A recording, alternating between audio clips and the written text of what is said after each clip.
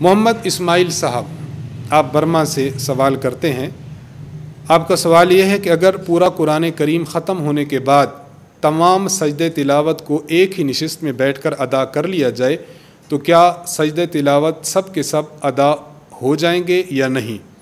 Knees हर सजदा अलग अलग अदा करना बेहतर है या इकट्ठे अदा करना?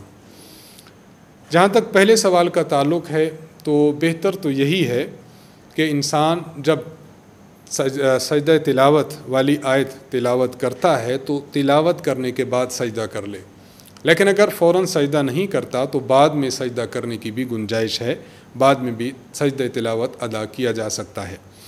और जहाँ तक इस मसला का ताल्लुक़ है कि एक ही नशिस्त में कुरान करीम को ख़त्म किया और उसके 14 के 14 सजदे अगर एक ही जगह बैठकर अदा कर लिए जाएं तो अदा हो जाएंगे, तो इसका जवाब ये है कि जी हाँ, अदा हो जाएंगे। उसके लिए बेहतर तो ये होता है कि इंसान खड़ा हो जाए, सजदा करे एक, फिर उसके बाद खड़ा हो जाए, फिर दूसरा सजदा। बेहतर तो ये सूरत है। लेकिन अगर अपनी जगह पर बैठे हुए एक सजदा कर लिया, फिर बैठ गए, फिर दूसरा कर लिया, फिर बैठ गए, इस तरह भी अगर सजदे अदा कर लिए जाएं तो इस तरह भी अदा करना जायज़ है।